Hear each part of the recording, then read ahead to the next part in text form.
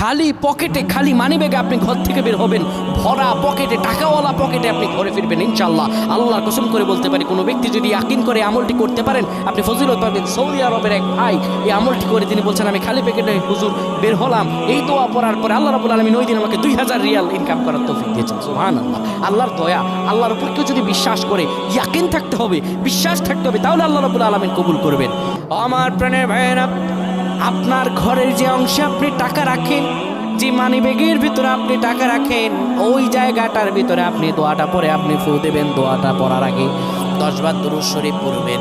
10 বার দুরূদ শরীফ পড়ার পর আপনি দোয়াটা পড়বেন। দোয়াটা হলো ওয়াকাফা বিল্লাহি ওয়াকিলা, ওয়াকাফা বিল্লাহি ওয়াকিলা। এই দোয়াটা আপনি 7 বার পরে ওই মানিব্যাগের মাঝে ফু দিয়ে ঘর থেকে বের হয়ে যাবেন কর্মসংস্থানের জন্য। আল্লাহ তাআলা আপনারে ভরা পকেটে ঘরে ফিরিয়ে দিবেন। আল্লাহুম্মা আমিন।